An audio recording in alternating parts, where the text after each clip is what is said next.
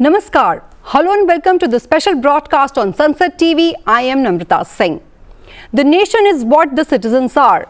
The citizen is the unit of the nation. Rabindranath Tagore's words remind us that a strong nation is built by strong citizens. While we often talk about our rights as citizens, it's equally important to remember our duties, the actions that bind us to the values of our constitution and the well-being of our society. In this show, we take a closer look at the fundamental duties, when and why they were added to our constitution, what they mean for each of us, and how they help build a more united and responsible India.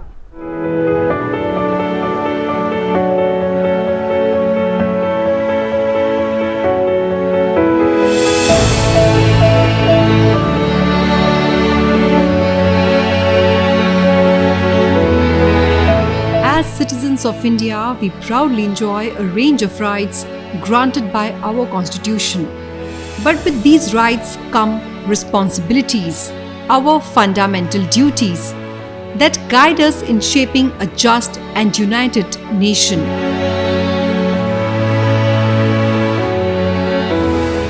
These duties are not mere words in a book.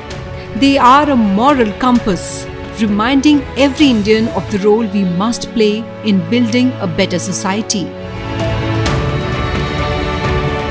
From respecting our national symbols to protecting public property, from promoting harmony to preserving our rich heritage, these duties reflect the values that lie at the heart of our democracy.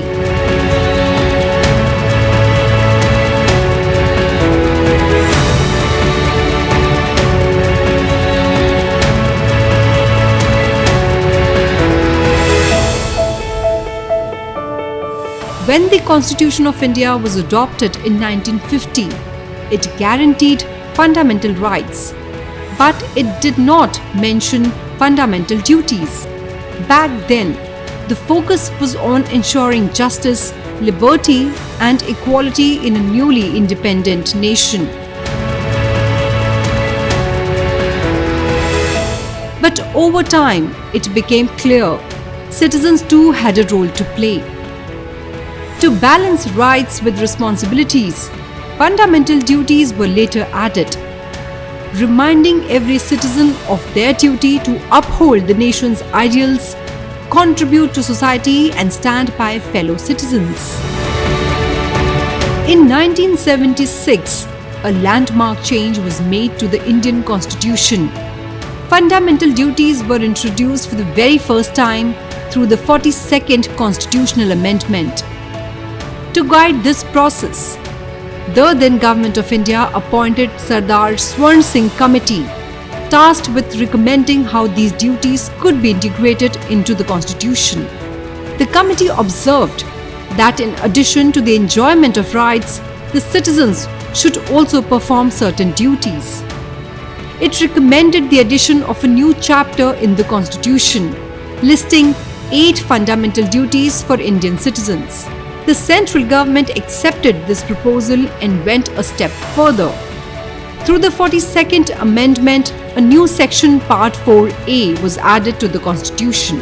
This section consists of a single article, Article 51A, which lays down 10 fundamental duties, not just 8 as initially recommended.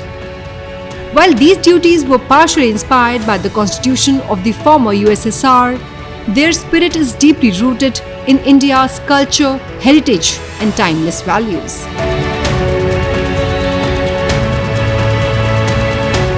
The concept of dharma or duty has always held a place of deep significance. In ancient India, performing one's duty was seen as a core virtue, a reflection of character. Our spiritual texts, like the Bhagavad Gita and the Ramayana, have long taught us that duty comes before entitlement. Rights and duties are two sides of the same coin. For every right we claim, there is a duty we must fulfill. When duties are performed sincerely, rights follow naturally. Mahatma Gandhi echoed this timeless idea when he said, "The true source of rights is duty. If we all discharge our duties, rights will not be far to seek. Highlighting the importance of fundamental duties, Vice President Thakur has often said that rights and duties together shape responsible citizenship. It's time we honor our duties, protect our sovereignty, uphold unity and put the nation first. Time for us to fully commit to our fundamental duties, protecting national sovereignty, fostering unity, prioritizing national interests, and safeguarding our environment. We must always put our nation first. We need to be on guard as never before. These commitments are crucial for achieving our vision of Viksit Bharat at 2047, a nation that exemplifies progress and inclusion. Originally, the Constitution listed 10 fundamental duties, but in 2002, the 86th Amendment added an 11th, making it the duty of parents and guardians to ensure education for children aged 6 to 14. These responsibilities serve as a moral code for every Indian citizen. They are as follows. It shall be the duty of every citizen of India to abide by the Constitution and respect its ideals and institutions, the national flag and the national anthem, to cherish and follow the noble ideals which inspired our national struggle for freedom, to uphold and protect the sovereignty, unity and integrity of India, to defend the country and render national service when called upon to do so, to promote harmony and the spirit of common brotherhood amongst all the people of India, transcending religious, linguistic and regional or sectional diversities, to renounce practices derogatory to the dignity of women, to value and preserve the rich heritage of our composite culture, to protect and improve the natural environment including forests, lakes, rivers and wildlife, and to have compassion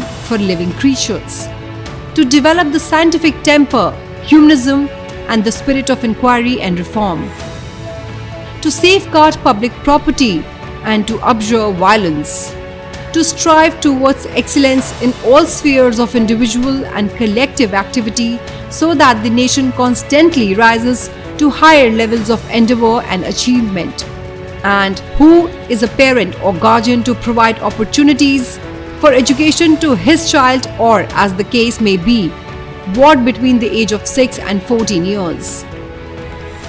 Even decades later, awareness of fundamental duties remained low. To change this, the Atal Bihari Vajpayee government set up the Justice J.S. Verma Committee in 1998 with an aim to suggest practical ways to instill these duties in citizens, especially through education and early civic awareness.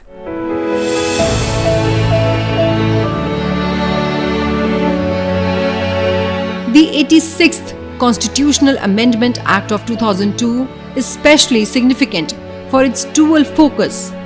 It introduced Article 21A, granting children aged 6 to 14 the fundamental right to free and compulsory education. At the same time, it added Article 51AK, making it the duty of every parent or guardian to ensure that this education is provided. The education-related fundamental duty was introduced to complement the right to education, placing emphasis on parental responsibility. While the RTE Act made education a legal right for children, this fundamental duty created a moral and legal obligation for parents and guardians to ensure their children receive it. Recognizing that education is the foundation of social and economic progress, this duty encourages citizens to actively contribute to nation building by empowering the next generation. By making it a duty to educate children, the law also supports enrollment, retention, and access to quality education, ensuring no child is left behind.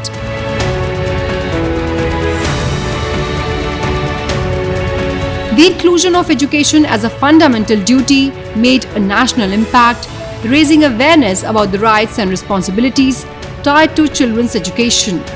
It played a key role in boosting school enrollment and reducing dropout rates, especially in marginalized and rural communities.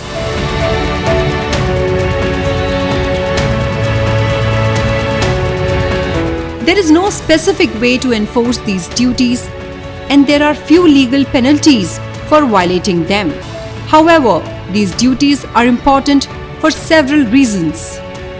The fundamental duties encompass both moral and civic obligations. They include responsibilities such as cherishing the noble ideals of the freedom struggle,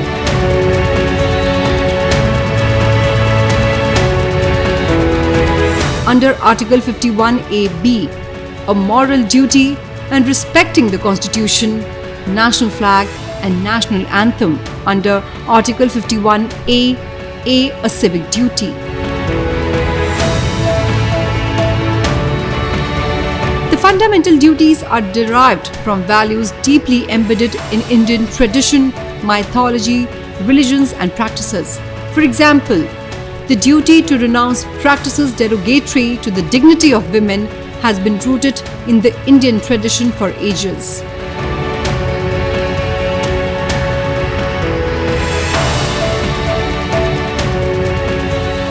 Unlike certain fundamental rights that extend to all individuals, including foreigners, the fundamental duties are specially applicable to Indian citizens.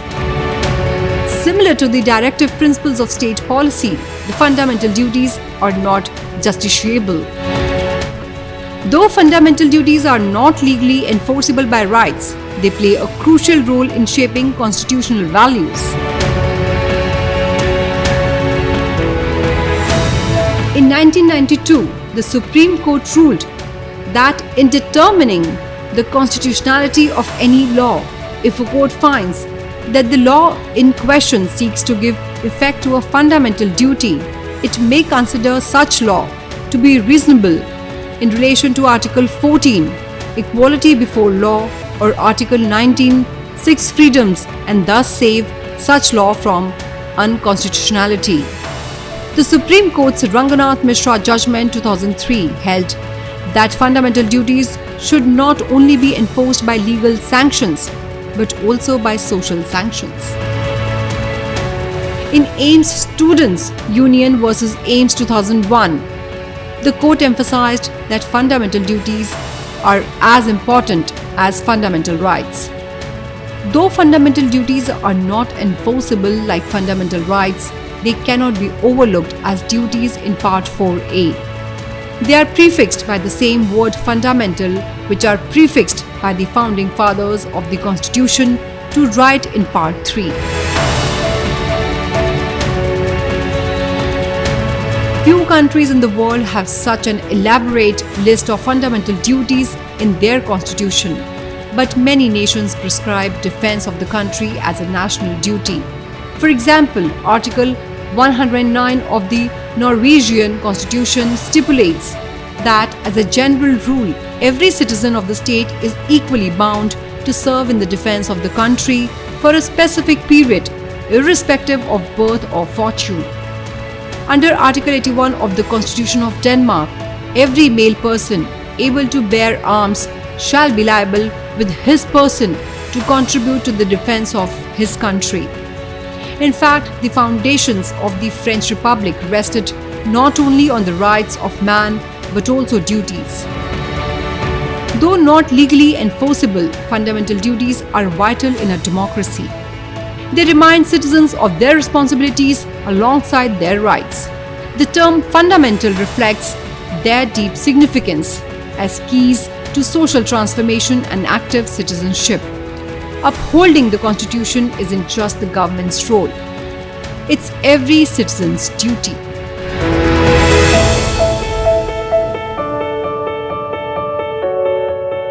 In a vibrant democracy, rights empower us, but duties define us. Nation building begins with each of us. Well, that is all I have for you in this special broadcast. Stay tuned and thank you for watching Sansad TV.